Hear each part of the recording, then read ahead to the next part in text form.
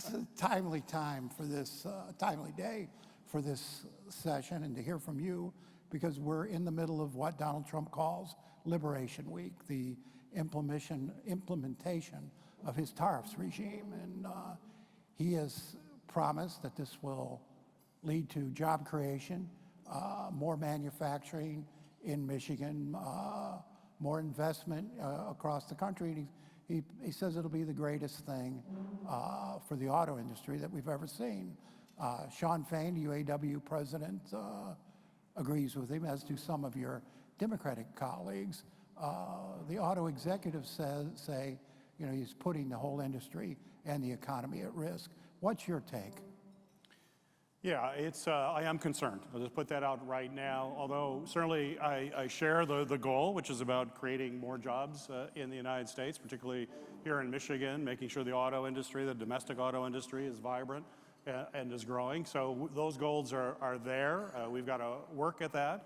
And there's tariffs can play a role in that. They have in the past, but they tend to be limited. They tend to be very focused, particularly if you've got some country that may be causing issues with the trade that you have to try to negotiate with, and then that is a tool. What we're seeing right now, and it's still in flux, I don't think we're really going to know exactly what's there for the next couple days, although we have a pretty good idea what's coming. But what we've seen with this administration is things can change on a dime pretty quickly. Yeah. And that is also part of the problem. If you're trying to help an industry and grow an industry, every businesses, and we're filled with very successful business people here in the room today, having some certainty is really important. Chaos is not good for business. It's really bad for business. You need to know what those rules are. But the way they're rolling out right now are going to have an impact, as you mentioned. Our auto executives have mentioned that. We know that parts are completely integrated, especially here in North America. As we sit here next to Canada, we know how important Canada is as a trading partner. Michigan, we're the largest trading partner with Canada in the country from a state. If we were a country, we would be one of the largest. We have parts that go back and forth in the border. And as that happens, if there are tariffs on those parts, which we believe there will be based on what we're hearing right now, that's going to have a big increase in cost. We've heard that from both our friends at General Motors and Stellantis and Ford Motor Company. In fact, some of those, and this is a tax, and some of those numbers could be in the thousands of dollars for a car. And let's be clear, new cars are not cheap now. It's tough for a lot of families to buy a new automobile, and now to add several $1,000s on top of that makes it even more unaffordable. And then you got to think of all of the spillovers from that. So you've raised the price of new cars, then what happens? That means used cars also get expensive. It doesn't just affect new cars. If you have repairs for that car, it gets more expensive because all the parts, everything is more expensive.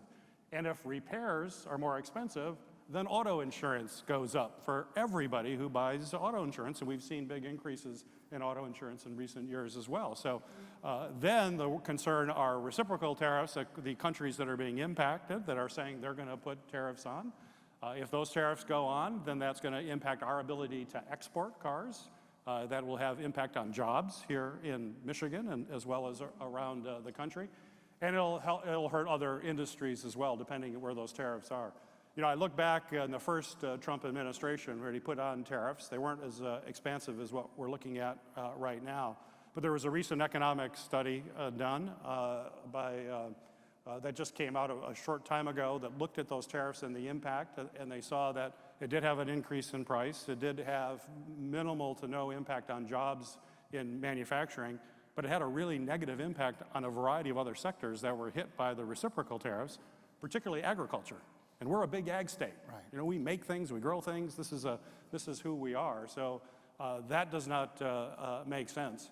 And when you look at to get into the weeds a little bit here, he's also used emergency authorities for the initial round of tariffs on the border. And I am the ranking member on Homeland Security. I chaired Homeland Security, and it was a real blow to our friends in Canada. If you look at border security, you will not find a better partner anywhere in the world than the Canadians. I mean, we work hand in glove. We have Canadians that are on our Coast Guard vessels as ghost riders that are because of the border and how we have to work together. We've had an incredibly close relationship with Canadians. Canadians are our closest friend, our strongest ally, As I talk to folks there, they feel like they've been punched in the gut and wonder what's happened to this amazing friendship that we've had forever. So there are so many repercussions here. I think I'm very concerned with what we're seeing. Well, I want to stay with that thought because, you know, the popular wisdom has always been good trading partners make good allies. And if you build economic alliances, you're less likely to have a conflict with another country. These tariffs, particularly on our neighbors, Mexico and Canada, but also with the European nations, seems to be going against that theory. Is there a national security element to this? Yeah, unquestionably, and you're right about that. When you think about national security, and I serve armed services, I'm Homeland Security, and I'm thinking about both internationally as well as here on the homeland. And your point about allies, I think, is important, because if you think about in going into a conflict and why the United States is strong, why we are the strongest nation on earth, and it's for three reasons. One, we have a really strong economy, first and foremost. A strong economy is absolutely essential to have the economic muscle to have that kind of power. Second, we have the best military by far anywhere in the world, and that military power is an important aspect of that. But third, equally as important as the other two, is that we have friends. Right. You got to have friends. When you go into any kind of conflict or any kinds of issues, you don't want to go in by yourself. You want to go in with friends that are with you. It's a leverage for the power that you have. It helps to be on the moral right side of issues when we're facing some significant challenges overseas right now. And when you start whittling away, when you're harming an economy with these tariffs potentially, and you're alienating friends that we've had for a long time. I mean, we saw that with Ukraine. I mean, we could go down that road, but it's outrageous what we have seen in pulling back from this administration to an ally and a friend who's literally fighting to the death for their democracy, for their freedom, for their liberty. This sends a terrible signal around the world as to leadership from the United States. Are we at risk of these putting us into a recession? Yeah, I think it's possible. In fact, it's been raised, and you heard, actually the president, it was yesterday, the day before, said, that's okay if we go into a recession. I can honestly say, I don't know if I've ever heard an American president say it's okay that we go into a recession. I don't know, someone can challenge me if we've had another president say that. I don't think it's ever happened, so that's a first. So, Gary, we also seem to be going in a different direction than a lot of our traditional allies, traditional trading partners, Europe and Asia, on electric vehicles. This administration is pulling back its support for electric vehicles. What will that do to the future of this auto industry? Will it make us outliers, or do you believe the rest of the world will sort of pull back from EVs as well?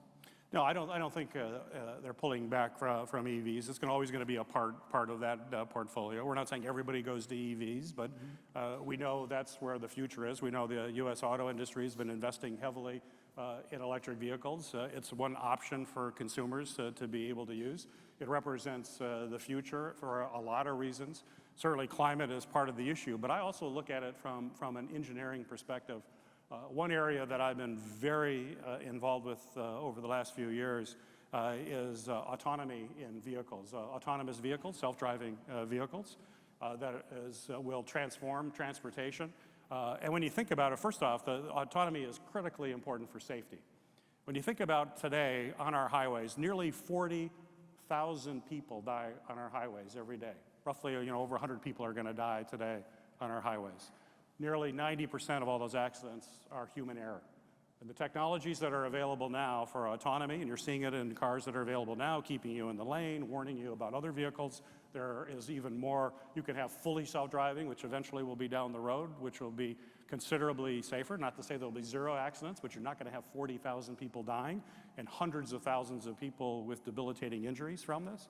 And the engineers, and I've spent long sessions with engineers at Ford and GM, and really could be the nerd that I like to be on some of this stuff. And they're telling you the ideal power plant for these technologies is electric, because they're basically computers with lots of sensors and computers. An electric power plant is the most efficient way to have fully autonomous cars with the amazing safety features.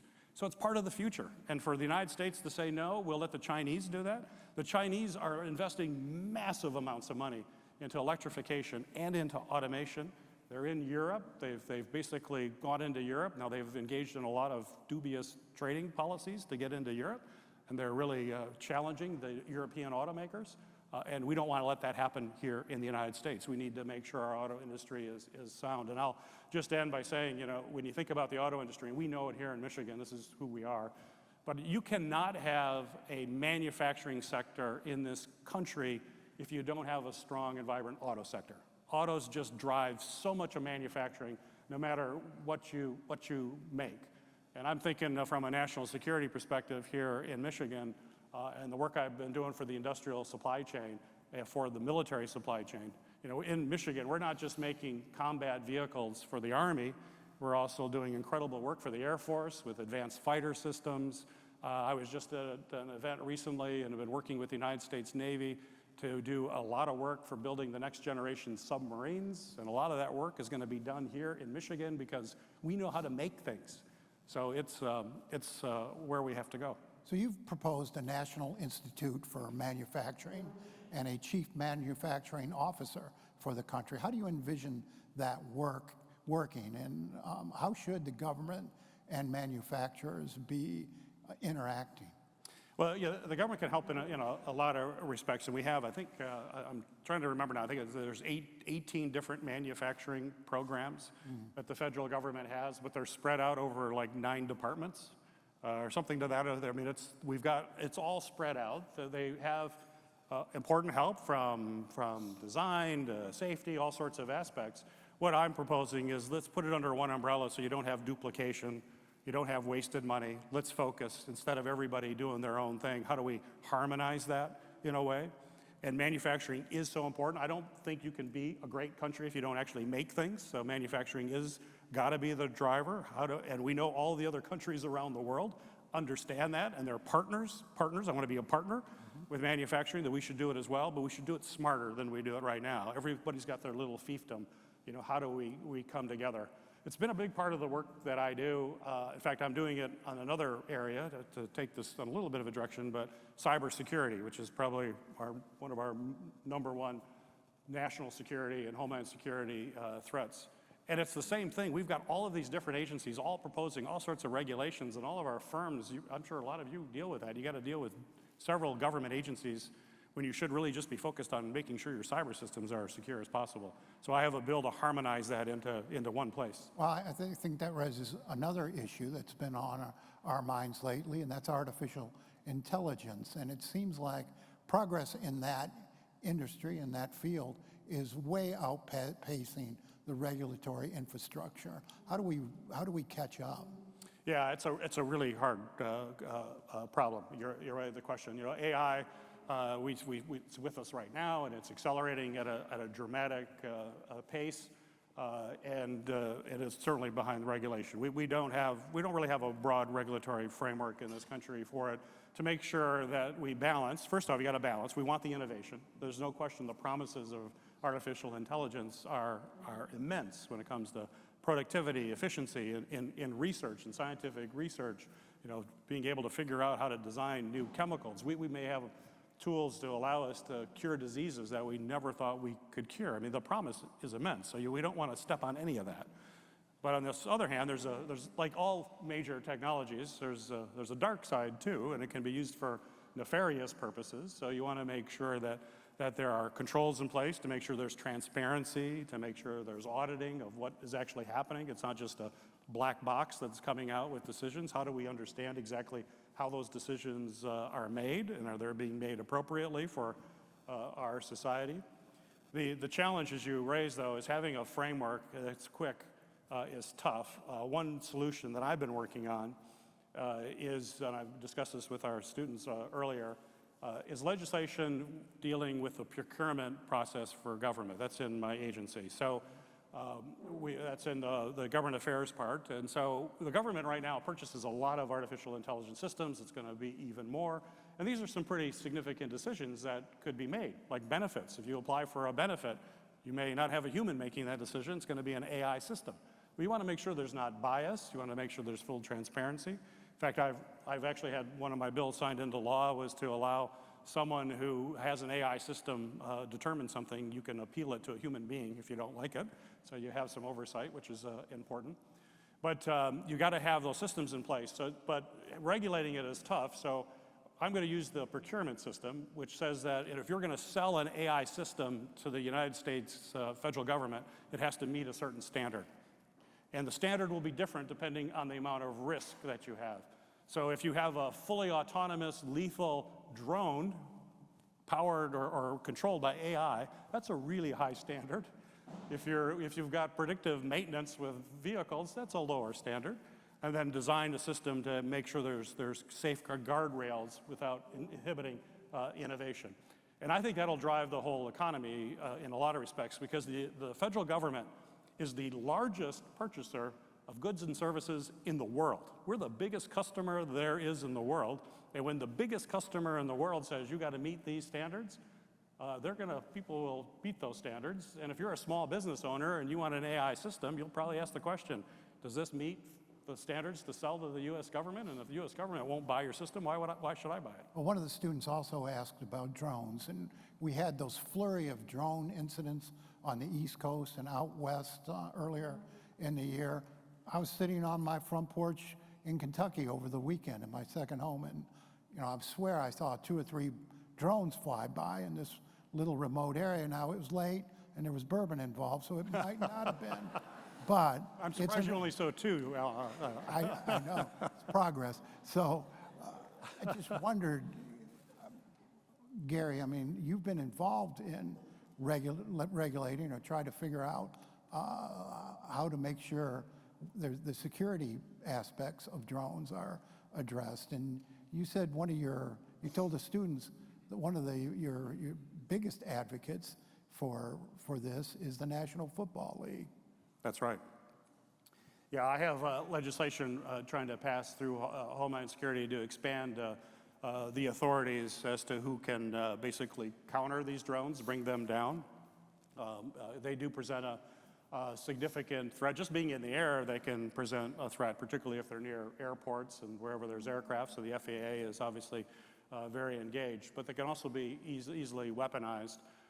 To step back, I mean, if you're looking at drones and how it's really changed dramatically, warfare is really pretty striking. We're seeing it in Ukraine right now, where very inexpensive drones are being used in a way that defeat multi-million-dollar weapon systems with a drone that's worth a couple $1,000s. It's going to change warfare, isn't it? It's changing it completely. The speed of it changes.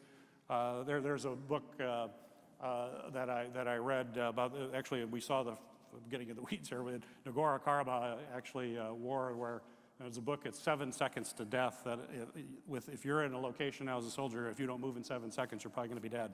I mean, it's moving so quickly, and drones are a big part of all of that happening. So now take those weaponization on the battlefield and bring it to the homeland, which is why the NFL is concerned. They've already had several drone incursions for games. You may have been watching an NFL game that they have to hold for a while because there's a drone. They got to get it out, figure out who that is, and get it out of there. But not to give people nightmares tonight, but just imagine a grenade on one of those drones flying into not just an NFL stadium, but anywhere else. It's a frightening prospect. So but the federal government has, Homeland Security has those authorities, but we're going to need to have local authorities are going to have it too. The Michigan State Police and others, whenever we have big events, we're going to have to be able to guard against these things and to take them down.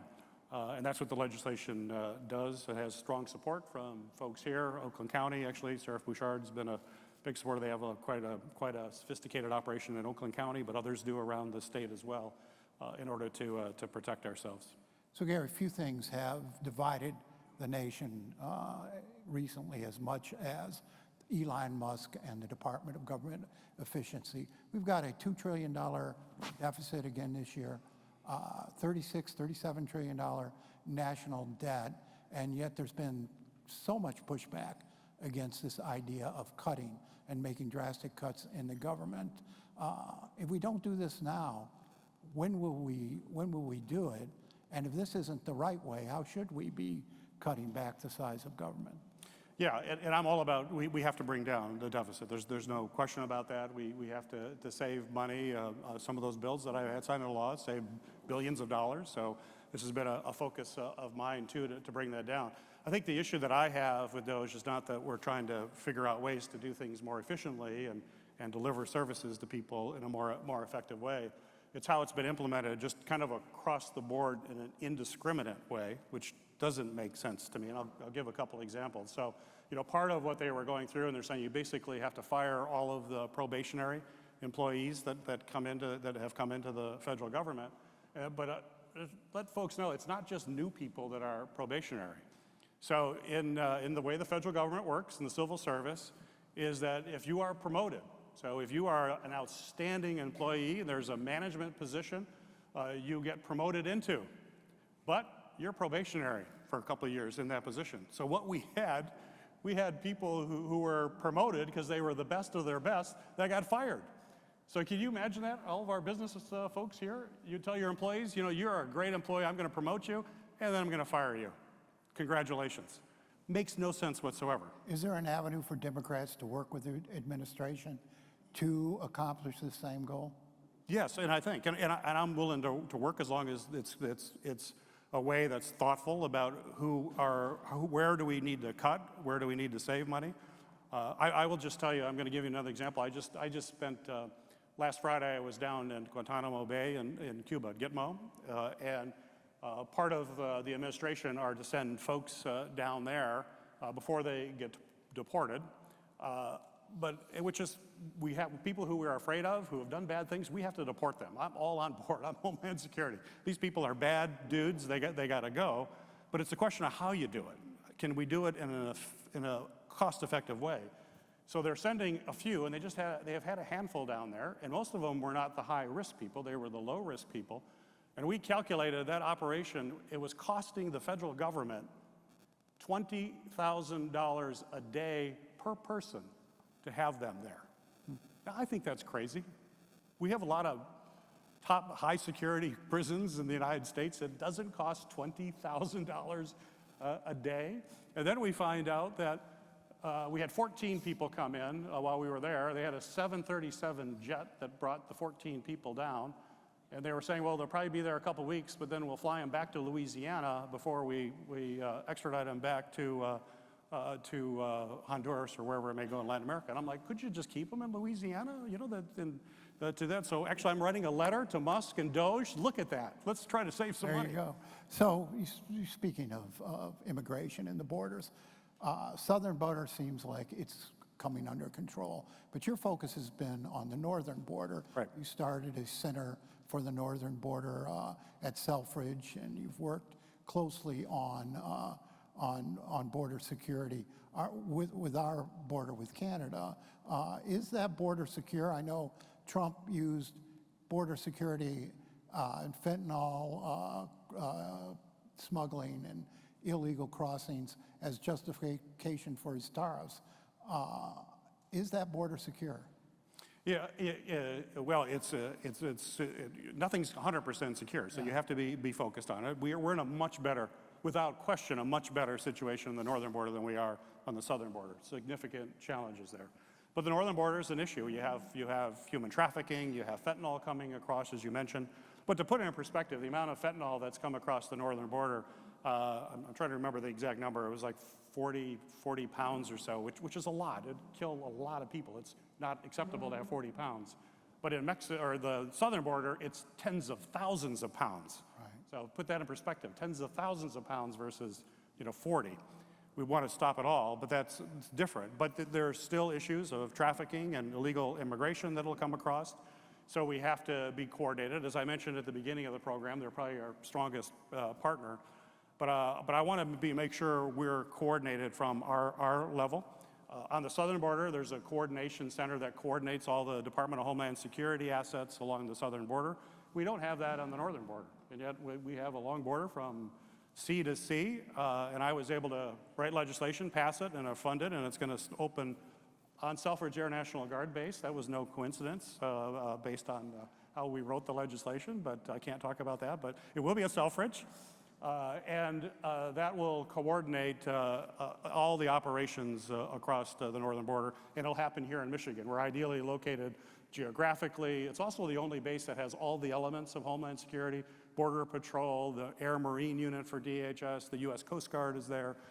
It's going to be, and it'll help make sure that Selfridge, in addition to the missions that we want to get, and the KC-46s and others, in addition to that, it'll help make sure we keep Selfridge as a viable military base for years to come. So before we turn it over to President Espy, who will have some questions from the audience, I want to note that the Center for Effective Lawmaking for the third year named you the most effective senator from either party. Again, first time anybody's been named 3 times in a row in a half a century. And you're not running again in 2026. You decided that you're going to step away from the Senate. And in reaction to that news, the Center said, their reaction was, it's now less clear who will serve as the most prominent legislative leaders in the future. With all the division in this country and with the severe crisis in leadership, even in your own party, or particularly in your own party, and sort of bipartisanship has become a lost notion or a lost ideal. Is this the right time for you to be stepping away? Thank you, Noah. It is. I mean, it's a personal decision, and I'll say I'm going to continue to be involved. But it's something that when I came in, and you know my wife Colleen very well. She's my partner, and it was a joint decision, and something we've been thinking about for a long time. This is not related to the election results. And I'm a person who, when I got into, it was 16 years. So when I leave, it will be 18 years. When I ran for the House initially, served 6 years in the House. I always thought I'm not going to be here my whole life. I'm going to serve. It's kind of like what our founders, I think, said. You're a citizen first. You go, you serve in Congress, and then you go back to being a citizen, and you turn the reins over to new, fresh folks and young folks. And I think we got a lot of highly talented people here in Michigan that will rise to the occasion and will do a really good job. And so we felt comfortable doing that, and I'm still around 2 more years. So, as I joked with the students earlier, most people give 2 weeks notice. I have to give 2 years notice for my job, so it makes it a little awkward, but I'll still be working. And then I'm not retiring. When you leave the Senate, there's only one word, and that's retire, but you can actually go on to other things.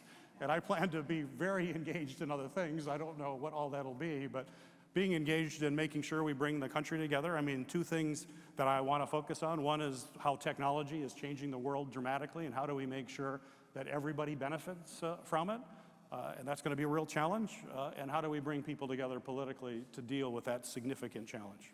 Well, thank you, Senator. And President Espy, we'll turn it over to you.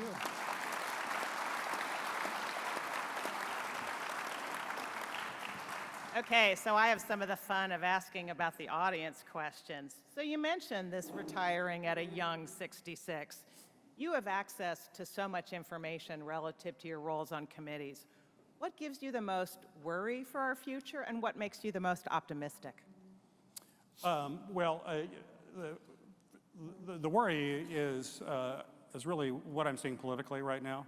And I worry a lot about this, back to the kind of the bipartisan aspect of it. Is that this country has just become so polarized.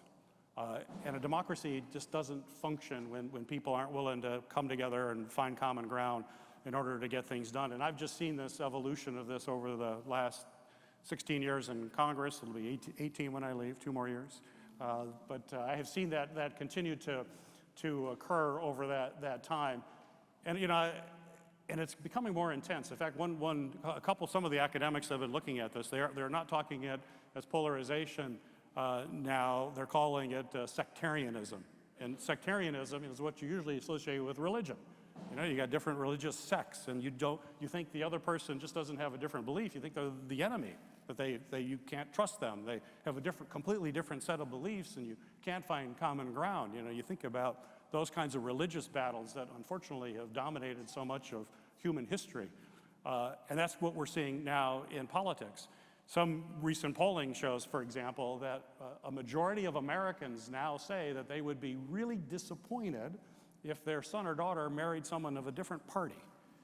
When you think about that, really? I mean, I understand those kinds of divisions in the past, in religion and other aspects, but we can't get that. We can't, how do I work with someone in the other party if I think they're the enemy? If I think that they're just somebody I can't ever reach out to? I don't do that. I work together to do it. But we're finding more and more of that. And it's not just folks in Congress, it's the people who send us to Congress, so it's all the folks out in society who have also kind of doubled down on that. And so even if you take a position, for example, that's counter to what your party position is at that time, people think you're a traitor. It's like, no, we have different views, but I share the same values. I want to get the same thing done. And so I just see that as just a dangerous trend of where we're going. And it's one that kind of hit me. It's a little longer answer here, but kind of hit me when I was reading George Washington's farewell address, which I suggest folks getting it. I hadn't read it before I was required to. That's before the U.S. Senate. Every year a senator is asked to read George Washington's farewell address during President's Day. And a few years ago I was asked to do that. But the part that really gets you is he's talking about this young republic.